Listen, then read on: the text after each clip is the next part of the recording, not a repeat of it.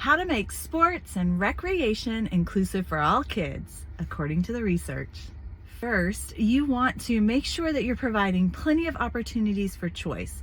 Autonomy is so important to feeling like you're really enjoying an activity.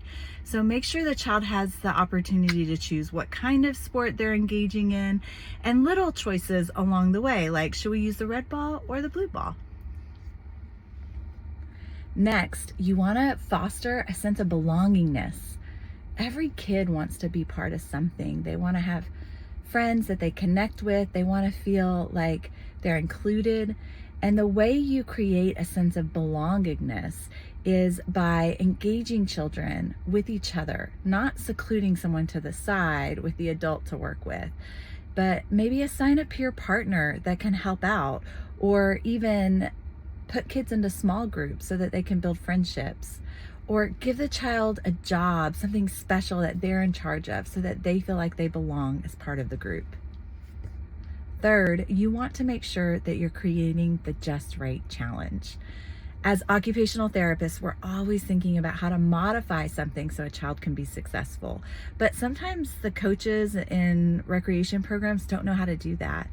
You can give tips to the parents or even the coach if you're working with them on how to backwards chain an activity so the child does the very last part of it and is successful, or how to break it down into smaller parts so that they can be successful with a simpler activity than maybe what they would normally present in the lesson for a child. Fourth, think about engagement. It's not just about the child being there. You want them to be engaged in the activity. What can you do to create a fascination with the activity? Do they love Legos? Can you incorporate Legos into this task? Do they love trains? Can you use train names for different drills so that they start to feel like this is something I really like? It connects to something that I'm interested in. The fifth thing to consider is mastery.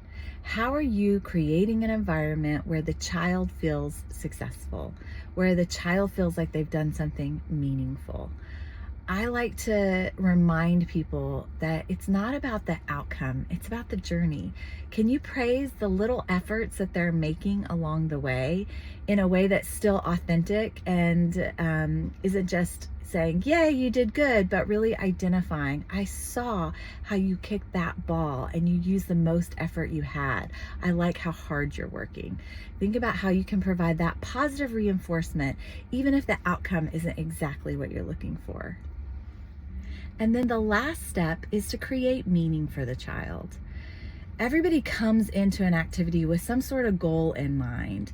A lot of times the parents are coming and they might have some sort of lofty goal for their child. Like maybe they're coming to learn swim from you and they want them to like swim laps, and you're thinking, oh, if they could just like not sink when I let them go, that would be great. So figuring out how to collaborate with the parent and the child to select goals that are appropriate for what they're going to be able to achieve, but also meaningful, and they'll feel good about if they meet these goals. And that's how to create quality participation in leisure and recreation activities for kids of all ability levels. Give it a try and stay curious.